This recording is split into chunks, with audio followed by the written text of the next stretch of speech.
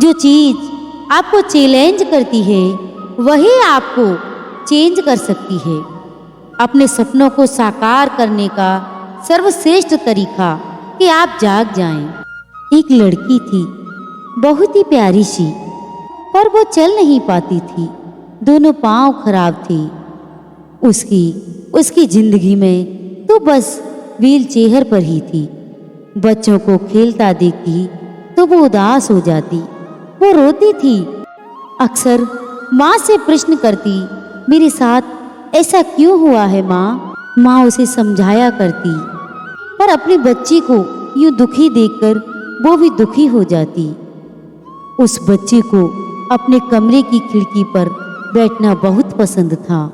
वहां से उसे सुंदर बगीचा, पास बहती कलकल नदी, उड़ते हुए पंछी और बगीचे में खेलते बच्चे दिखाई देते थे। उसकी माँ अक्सर उसे उस खिड़की के पास बिठा दिया करती थी। एक शाम जब वो खिड़की पर बैठी थी तो बाहर हल्की फुल्की धूप और बारिश दोनों थी। जब बारिश रुकी तो एक सुंदर सा इंद्रधनुष आसमान में आ गया। उस लड़की ने पहली बार अपने जीवन में इंद्रधनुष देखा था।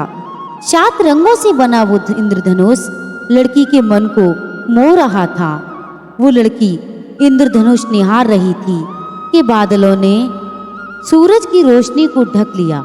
लड़की ने जोर से माँ को आवाज लगाई। माँ भागती हुई आई। लड़की के चेहरे पर बड़ी ही मुस्कान थी। उसने माँ से पूछा, माँ अभी आसमान में बहुत सारी रंगों वाला कुछ था, बहुत बड़ा सा। पूरे आसमान में एक आधी अंगूठी की तरह फैला हुआ। वो क्या था माँ? माँ ने मुस्कुराते हुए कहा, वो इंद्रधनुष था। जब आसमान में धूप और बारिश दोनों होती हैं तब वो बनता है।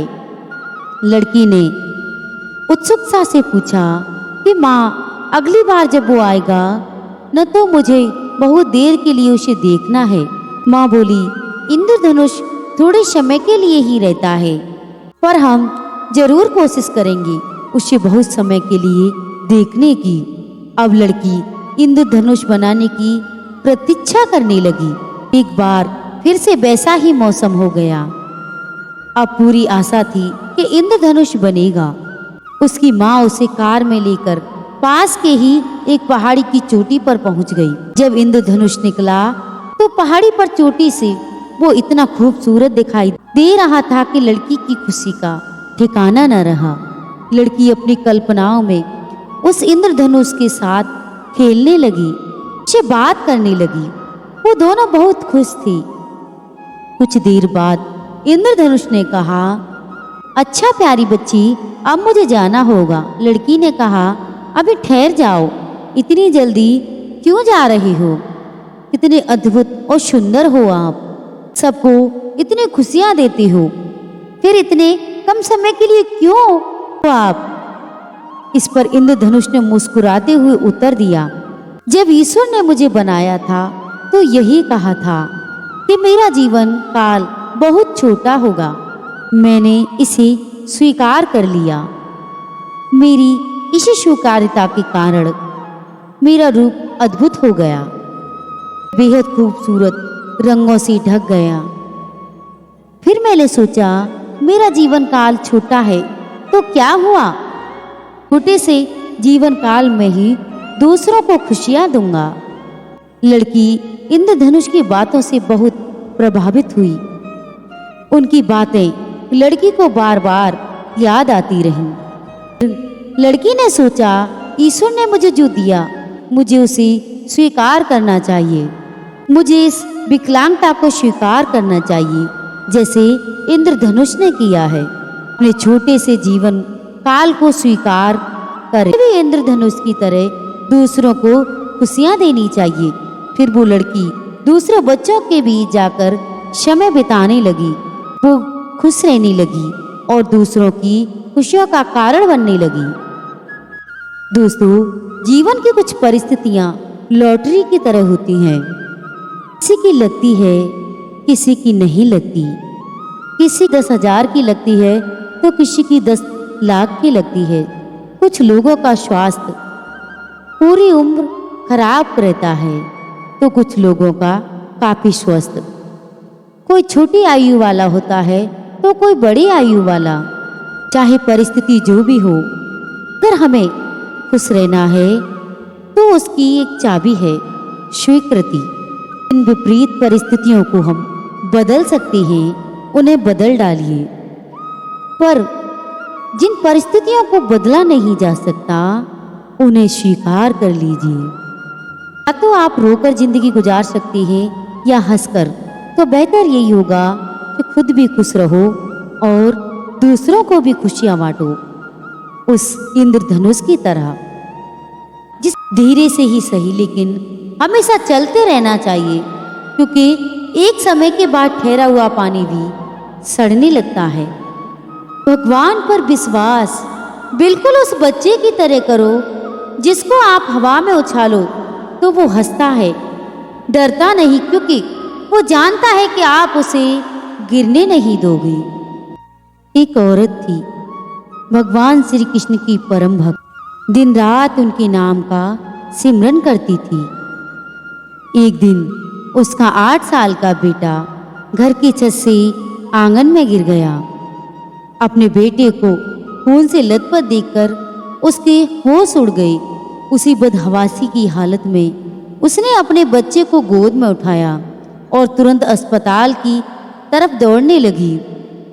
अस्पताल की ओर जाते वक्त उसके दिमाग में बार बार यही ख्याल आ रहा था कि मैं ईश्वर को इतना मानती हूँ और आज ईश्वर ने मेरे साथ ये क्या किया। उसने भगवान श्री कृष्ण को उल्हाना दिया कि हे कान्हा, दिन रात मैं तुम्हारा नाम जपती हूँ, फिर भी तुमने मेरे बेटे के साथ ये क्या किया। इसी उधेड़बुन में वो अस्पताल के निकट पहुंच गई। डॉक्टर ने तुरंत उसके बेटे का इलाज किया और उसे तसल्ली दी कि ज़्यादा चोट नहीं लगी है, जल्दी ही उसका बेटा ठीक हो जाएगा। डॉक्टर ने दवाई देकर उसे घर भेज दिया, पर वो तो माँ का दिल था। बार बार उसी घटना को याद करके वो सिहर उठती। बार बार उसे ख्याल आता कि मेरे भगवान का इतना नाम लेने पर भी उसके बच्चे के साथ ये क्या हो गया। भगवान ने उस समय उसके बच्चे की रक्षा क्यों नहीं की। ये प्रश्न उसके दिमाग में बार बार आ रहा था। और अब भगवान की लीला देखिए। उसी समय टीवी पर किसी महात्मा के प्रवचन आने लगी जो कह रहे थे, ईश्वर किसी पर आने वाले कष्ट को रोकते नहीं, किंतु उनके नाम सिमरन से ईश्वर हमें इतनी शक्ति अवश्य देती है कि हम आसानी से उस कष्ट से बाहर निकल जाएं। ईश्वर हमारे मार्ग को सरल कर देते हैं, इसलिए नाम सिमरन करते रहना चाहिए। उसने जैसे ही इस प्रवचन को सुना, उससे उस दिन उसका सारा घटनाक्रम उसकी आंखों के आगे आ गया। उसे ख्याल आया कि उस दिन जहां आंगन पर उसका बेटा गिरा था, वहीं बहुत दिनों से एक पाइप पड़ी थी और एक दिन पहले ही उसने वो पाइप वहां से हटाई थी। ये सोचकर उसका मन सिहर गया कि अगर वो पाइप अभी भी वहां पड़ी होती तो उसके बेटे को कितनी ज़्यादा चोटें आती। उसी उधेड़बुन में उसका हाथ अपने पेट पर गया और उसे याद आ गया कि अभी कुछ दिन पहले ही तो उसके पेट का ऑपरेशन हुआ था। वो तो एक बाल्टी भी नहीं उठा सकती, लेकिन 20-22 किलो के बेटे को गोद में उठाकर आधे पौने किलोमीटर दौड़कर वो डॉक्टर के क्लिनिक कैसे पहुंच गई। इतनी शक्ति और हिम्मत उसमें कहाँ से आ गई। उसे ये एहसास हुआ कि ये अवश्य उसके कान्हा की कृपा है। उसे एक बात का एहसास और हुआ, डॉक्टर साहब जो 3 बजे के बाद हॉस्पिटल में नहीं होते, उस दिन वो 4 बजे के बाद भी हॉस्पिटल में थी, जिसके कारण उसके बेटे का समय पर इलाज शुरू हो गया। क्या पता किसी ईश्वर शक्ति ने ही उन्हें रोक रखा हो। इस सारे घटनाक्रम को याद करते ही उसके मन के सारे संशय दूर हो गए और जल्दी ही घर के मंदिर में जाकर उसने श्री कृष्ण को प्रणाम किया और कहा कि हे कान्हा, मेरे पुत्र की रक्षा करने के लिए तेरा शुक्रिया। और वो फिर से श्री कृष्ण के नाम का सिमरन करने लगी। दोस्तों, जीवन में जब भी कष्ट आए तो ईश्वर के प्रति अपने विश्वास को एकदम से डोलने मत दो, क्योंकि ईश्वर हमारे कष्टों को दूर नहीं करता, वो हमसे वो हिम्मत पैदा करवाता है जिससे हम अपने कष्टों का सामना कर सकें, और हमारी हिम्मत बढ़ाने के लिए हमारे साथ हमेशा होता है। पग पग पर ये एहसास दिलाता है कि तू डर मत, मैं हूँ तेरे साथ।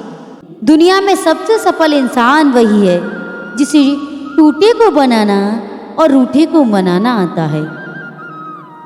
परेशानी से जो अनुभव और सीख मिलती है, वो सीख दुनिया का कोई भी सुकून नहीं दे सकता।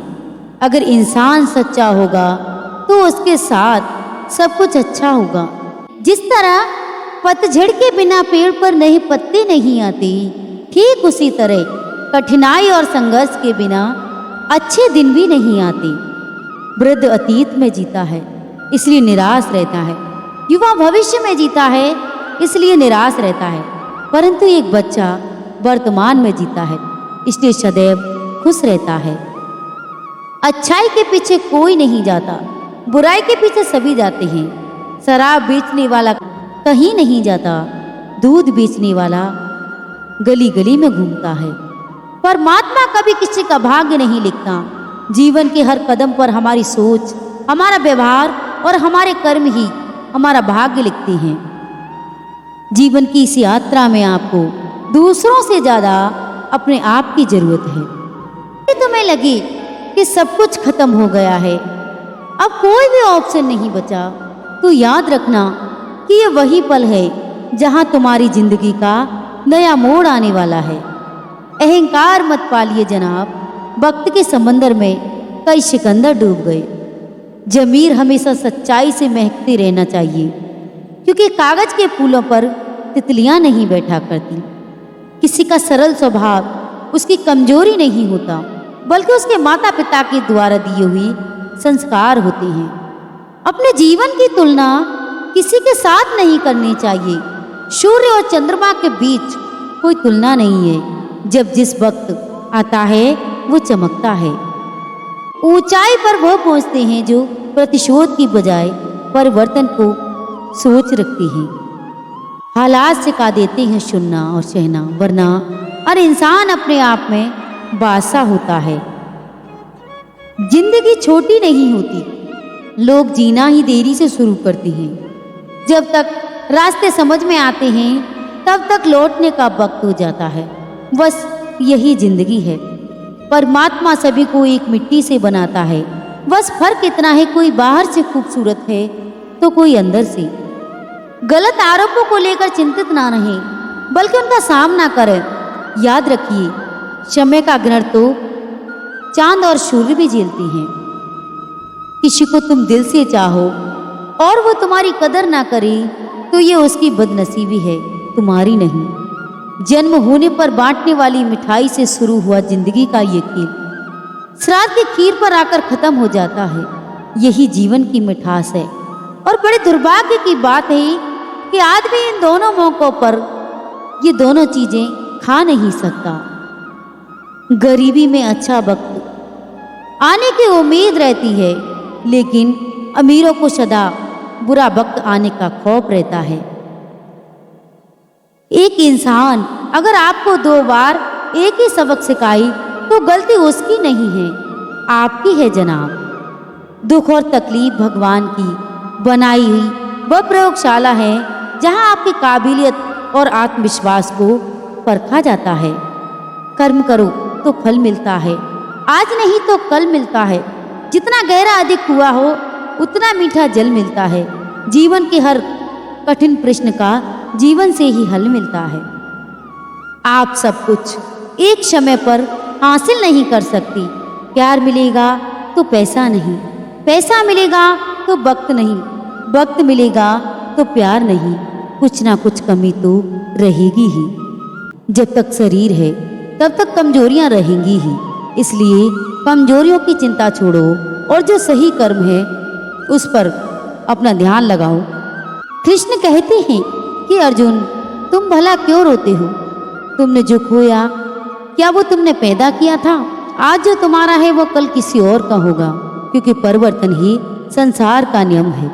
किसी का अच्छा ना कर सको तो किसी का बुरा भी मत करना, क्योंकि दुनिया कमजोर है, दुनिया बनाने वाला नहीं। यदि कोई व्यक्ति विश्वास के साथ इच्छित वस्तु को लेकर नित्य चिंतन करता है, वो चाहे जो बन सकता है। एक लड़की ने एक बार बहुत ही धनवान व्यक्ति को देखकर धनवान बनने का निश्चय किया। वो धन कमाने के लिए कई दिनों तक मेहनत कर धन कमाने के पीछे पड़ा रहा और बहुत सारा पैसा कमा लिया। इसी बीच उसकी मुलाकात एक विद्वान से हो गई। विद्वान के ऐश्वर्य को देखकर वो आश्चर्यचकित हो गया और जब उसने विद्वान बनने का निश्चय कर लिया और अगले ही दिन से धन कमाने को छोड़कर पढ़ने लिखने में लग गया। वह अभी अक्षर का ज्ञान ही सीख पाया था कि इसी बीच उसकी मुलाकात एक संगीतज्ञ से हो गई। उसको संगीत में अधिक आकर्षण दिखाई दिया, इसलिए उसी दिन से उसने पढ़ाई बंद कर दी और संगीत सीखने में लग गया। इसी तरह काफ़ी उम्र बीत गई, न वो धनी हो सका, न वो विद्वान हो सका और ना ही एक अच्छा संगीतकार बन पाया। तब उसे बड़ा दुख हुआ कि एक दिन उसकी मुलाकात एक बहुत बड़े महात्मा से हुई। उसने महात्मा को अपने दुख का कारण बताया। महात्मा ने उसकी परेशानी सुनी और मुस्कुराए और बोले, बेटा, दुनिया बड़ी ही चिकनी है, जहाँ भी जाओगे कोई न कोई आकर्षण जरूर दिखाई देगा। एक निश्चय कर लो और फिर जीते जी उसी पर अमल करते रहो, तुम्हें सफलता की प्राप्ति अवश्य हो जाएगी। नहीं तो दुनिया की झमेलों में यूं ही चक्कर खाती रहोगी, बार बार रुचि बदलते रहने में कोई उन्नति नहीं कर पाओगी। युवक महात्मा की बात को समझ गया और एक लक्ष्य निश्चित उसी का अभ्यास करने लगा। दोस्तों, तो हमें भी अपने जीवन में एक चीज पर लक्ष्य फोकस रहना चाहिए, तो हम अवश्य ही सफलता पा सकते हैं। हम हर रोज नया बदलाव करेंगे तो हम कभी भी आगे नहीं बढ़ सकते और दुनिया में पीछे रह जाएंगे, और जो पीछे हैं वो आगे निकल जाएंगे। सच्चा धर्म यह है कि जिन बातों को इंसान अपने लिए अच्छा नहीं समझता, उन्हें दूसरों के लिए भी प्रयोग ना करे। कोई भी व्यक्ति अपने विश्वास से बनता है, वो जैसा विश्वास करता है उसी अनुरूप बन जाता है। मन अशांत है, उसे नियंत्रित करना कठिन है, लेकिन अभ्यास से इसे बस में किया जा सकता है। मेरे लिए समस्त प्राणी समान हैं, न कोई मुझे अधिक प्रिय है न कम, लेकिन जो मेरी भक्ति पूरे मन से करते हैं, मैं सदैव आवश्यकता पड़ने पर उनके काम आता हूँ। मन की शांति से बढ़कर इस संसार में कोई भी संपत्ति नहीं है। जो मनुष्य फल की इच्छा का त्याग करके केवल कर्म पर ध्यान देता है, वो अवश्य ही जीवन में सफल होता है। कोई भी इंसान जन्म से नहीं बल्कि अपने कर्म से महान बनता है। अपना पराया, छोटा बड़ा इत्यादि को भूलकर ये जानो कि ये सब तुम्हारा है और तुम प्रति एक के हो। बिना फल की कामनाएं ही सच्चा धर्म है। ईश्वर चरण में हो समर्पण केवल वही धर्म है। जो व्यक्ति क्रोध करता है उसके मन में भ्रम पैदा होता है, जिससे उसकी बुद्धि तर्क नष्ट हो जाता है और तभी व्यक्ति धीरे धीरे पतन होने लगता है। गीता में लिखा है कि जब इंसान की जरूरत बदल जाती है तब इंसान के बात करने का तरीका बदल जाता है। इस संपूर्ण संसार में अपकीर्ति मृत्यु से भी अधिक खराब होती है। सदैव संदेह करने वाले व्यक्ति के लिए प्रसन्नता न तो इस लोक में है न और कहीं। जीवन में सफलता का ताला दो चाबियों से खुलता है, एक कठिन परिश्रम, दूसरा दृढ़ संकल्प। सफल होने के लिए सही समय का इंतजार करते रहेंगे तो सफलता हाथ से निकल जाएगी और परेशानी बढ़ती जाएगी। इसलिए परिस्थिति जैसी भी है, वर्तमान समय में ही सफलता प्राप्त करने का प्रयास करें। सफलता की कुंजी एक ऐसा चिराग है जिसे हर कोई पाना चाहता है, लेकिन इसके लिए मेहनत, परिश्रम, धैर्य, बल, आत्मविश्वास जैसी कई चीजें व्यक्ति में होनी चाहिए। तो एक व्यक्ति था जिसके जीवन में बचपन से ही समस्याएं थीं। बचपन में ही उसके पिता की मृत्यु हो गई, जिस कारण कम उम्र में ही परिवार की जिम्मेदारियां उसके ऊपर आ गईं। वयस्क होने के बाद जब उसका विवाह हुआ तब जिम्मेदारियां और परेशानियां दोनों और अधिक बढ़ गईं। इसी तरह उसके जीवन में परेशानियां लगी रहती, एक परेशानी खत्म होती तो दूसरी शुरू हो जाती। इसे परेशान होकर व्यक्ति एक दिन प्रसिद्ध संत के पास पहुंचा। व्यक्ति ने संत से कहा, बाबा मुझे अपना शिष्य बना लें, मैं जीवन से बहुत परेशान हो गया हूँ, मैं दुखी हूँ। संत बोले, ठीक है, तुम मुझे अपनी परेशानी बताओ। व्यक्ति ने कहा, बाबा मेरे जीवन में बहुत परेशानी है, एक समस्या खत्म नहीं होती और दूसरी शुरू हो जाती है। इस कारण मैं तनाव और दुखी रहता हूँ और किसी काम में सफलता नहीं मिल पाती। बाबा ने कहा कि ठीक है, मैं तुम्हारी परेशानियों का हल बताता हूँ, तुम मेरे साथ चलो। संत व्यक्ति को लेकर एक नदी के पास पहुँचे। संत ने व्यक्ति को नदी के किनारे खड़ा कर दिया और बोले, हमें नदी पार करनी है। ये कहकर संत वहीं खड़े हो गए। व्यक्ति भी संत के साथ वहीं खड़ा हो गया। थोड़ी देर बाद उसने कहा, बाबा हमें नदी पार करनी है तो हम यहाँ क्यों खड़े हैं? संत ने कहा, हम नदी के सूखने का इंतजार कर रहे हैं, जब नदी सूख जाएगी तो हम इसे आसानी से पार कर सकते हैं। व्यक्ति बहुत आश्चर्य में बोला, बाबा आप ये कैसी बात कर रहे हैं? नदी का पानी कैसे और न जाने कब सूखेगा? हमें नदी को इसी समय पार करना चाहिए। संत ने कहा, मैं भी तुम्हें यही समझाने के लिए यहाँ लाया हूँ कि जीवन में समस्याएं तो आती जाती रहेंगी, हमें रुकना नहीं चाहिए बल्कि लगातार आगे बढ़ते रहना चाहिए, तभी हम उसे हल कर पाएंगे और आगे बढ़ पाएंगे। व्यक्ति को संत की बात समझ में आ गई। उसने अपनी सोच बदली। उसी दिन निश्चय कर लिया कि किसी भी परिस्थिति में समस्या चाहे कैसी भी हो, उसका हल करते हुए सफलता की ओर आगे बढ़ेगा। जो मन को नियंत्रित नहीं करती उनके लिए वो शत्रु के समान कार्य करता है। कठिन परिश्रम से बचने के लिए व्यक्ति को भाग्य और ईश्वर की इच्छा जैसे बहानों के बजाय चुनौतियों का सामना करना चाहिए। गीता में कहा गया है कि कोई भी अपने कर्म से भाग नहीं सकता, उसे अपने कर्मों का फल तो भुगतना ही पड़ता है। इसलिए सदैव अच्छे कर्म करो जिससे आपको अच्छे फल की प्राप्ति हो। मनुष्य को अपने कर्मों से अच्छे और बुरे फल के विषय में सदैव सोचकर चिंताग्रस्त नहीं होना चाहिए। जो मनुष्य प्रतिदिन खाने, सोने और अमोद प्रमोद के कार्यों में लिप्त रहता है, वह नियमित तौर पर योगाभ्यास करके समस्त कलेशों से छुटकारा पा सकता है। जब इंसान अपने काम में आनंद खोज लेते हैं तो वो पूर्णता प्राप्त करते हैं। श्रीमद् भागवत गीता का मुख्य उद्देश्य मानव कल्याण करना है। इसके लिए प्रत्येक मनुष्य को सदैव मानव कल्याण की ओर आकर्षित रहना चाहिए। जब ब्रह्मत अर्जुन कुरुक्षेत्र में सलाह के लिए अपने सारथी भगवान कृष्ण के पास गए तो भगवान कृष्ण ने कुछ तर्कसंगत दार्शनिक अवधारणाएं बताई जो आज भी प्रासंगिक है। भगवत गीता का एक महाकाव्य ग्रंथ है जिसमें हमारी समस्याओं का उत्तर है। माफ करना और शांत रहना सीखिए, ऐसी ताकत बन जाओगे कि पहाड़ भी रास्ता देंगे। व्यक्ति को अपनी इंद्रियों को बस में रखने के लिए बुद्धि, मन को नियंत्रित रखना होगा। जो होने वाला है वो होकर रहता है और जो नहीं होने वाला वो कभी नहीं होता। ऐसा निश्चय जिनकी बुद्धि में होता है उन्हें चिंता कभी नहीं सताती।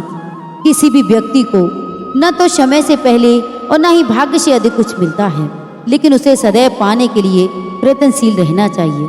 इंसान हमेशा अपने भाग्य को कोसता है, ये जानते हुए भी कि भाग्य से ऊंचा उसका कर्म है जो स्वयं उसके हाथों में है। व्यक्ति को आत्मज्ञान के माध्यम से संदेह रूपी अज्ञानता को समाप्त करना चाहिए। श्री कृष्ण कहते हैं कि मैं उन्हें ज्ञान देता हूँ जो सदा मुझ में जुड़े रहती हैं और जो मुझसे प्रेम करती हैं। सत्य कभी दावा नहीं करता कि मैं सत्य हूँ, लेकिन झूठ हमेशा दावा करता है कि मैं ही सत्य हूँ। परिवर्तन संसार का नियम है। समय के साथ संसार में हर चीज परिवर्तन के साथ नियम का पालन करती है। हालांकि मैं भूत, भविष्य और वर्तमान काल के तीनों जीवों को जानता हूँ, लेकिन वास्तव में मुझे कोई नहीं जानता। समय, सदाचार, स्नेह एवं सेवा ये गुण सत्संग के बिना नहीं आते। मनुष्य जिस रूप में ईश्वर को याद करता है, ईश्वर भी उसे उसी रूप में दर्शन देती है। अपने कर्तव्य का पालन करना ही प्रकृति द्वारा निर्धारित किया हुआ हो, वह कोई पास नहीं है। सज्जन व्यक्तियों को सदैव अच्छा व्यवहार करना चाहिए, क्योंकि इन्हीं के पद चिन्हों पर सामान्य व्यक्ति अपने रास्ते चुनता है। बुद्धिमान को अपनी चेतना को एकजुट करना चाहिए और फल के लिए इच्छा छोड़ देनी चाहिए। अवश्य ही चंचल होता है, लेकिन उसे अभ्यास और वैराग्य के माध्यम से बस में लाया जा सकता है। इंद्रियों की दुनिया में कल्पना सुखों की प्रथम शुरुआत है और अंत भी, जो दुख को जन्म देता है। इस संपूर्ण संसार में कोई भी व्यक्ति महान नहीं होता, बल्कि उसके कर्म उसे महान बनाते हैं। जीवन में कभी गुस्सा क्रोध ना करें, ये आपके जीवन में ध्वंस कर देगा। कृष्ण कहते हैं कि हे पार्थ, मैंने और तुमने अपने कर्तव्य को निभाने के लिए इस धरती पर कई अवतार लिए, लेकिन मुझे याद है पर तुम्हें नहीं। वासना, क्रोध और लालच ये नरक के 3 दरवाजे होते हैं। जो मनुष्य जिस देवता में विश्वास के साथ मेरी भक्ति करता है, मैं उस व्यक्ति की उसी देवता में दृढ़ता बढ़ा देता हूँ। सभी काम छोड़कर बस भगवान में पूर्ण रूप से समर्पित हो जाओ, मैं तुम्हें सभी पापों से मुक्त कर दूंगा। कर्म करो, फल की चिंता मत करो। भगवद गीता का सबसे बुद्धिमान संदेह। आज हम केवल पैसे, बेहतर घर, कार, सुरक्षित भविष्य के लिए काम कर रहे हैं। हम इतने लक्ष्य चलित हैं कि हम सब कुछ परिणाम के बारे में सोचकर ही करते हैं। ये एक ऐसी चीज है जिससे हमें बचना चाहिए, केवल इसलिए कि यदि अपेक्षाएं पूरी नहीं होती तो दर्द अवश्य भावी है। इसलिए काम करती रहें और बदलने में कुछ भी उम्मीद न करें। जो व्यक्ति मैं और मेरा इत्यादि की भावना से मुक्त हो जाता है, उसे जीवन में शांति की प्राप्ति होती है। आत्मज्ञान की तलवार से काटकर अपने हृदय के अज्ञान के संदेह को अलग कर दो। अनुशासित रहो, उठो और कार्य करो। जिस प्रकार से प्राकृतिक मौसम में बदलाव आता है, ठीक उसी प्रकार से जीवन में भी सुख दुख आता रहता है। वह कभी स्थायी नहीं रहती। इस जीवन में न कुछ खोता है न वो व्यर्थ होता है। जो लोग परमात्मा को पाना चाहते हैं, वो ब्रह्मचर्य का पालन करते हैं। भगवान श्री कृष्ण कहते हैं कि मैं इस संसार की सुगंध हूँ, अग्नि की ऊष्मा हूँ, समस्त जीवित प्राणियों का आत्मसंयम भी मैं ही हूँ। बुद्धिमान व्यक्ति कभी भी कामुक सुख में आनंद नहीं लेते, वो सदैव मोक्ष की प्राप्ति में लगे रहते हैं। वह जो भी सभी इच्छाएं त्याग देता है, उसे शांति की प्राप्ति होती है। संपूर्ण संसार में जब अधर्म और पाप बढ़ता है, तो मैं धर्म की पुनः स्थापना के लिए धरती पर अवतार लेता हूँ। जैसे अंधेरे में प्रकाश की ज्योति जगमगाती है, ठीक उसी प्रकार से सत्य की चमक भी कभी फीकी नहीं पड़ती। इसलिए व्यक्ति को सदैव सत्य बोलना चाहिए। मैं सभी प्राणियों के हृदय में विद्वान हूँ। जो व्यक्ति मृत्यु के दौरान मेरा नाम लेता है, वो सदैव मेरी धाम को प्राप्त होता है। इसमें कोई शक नहीं है।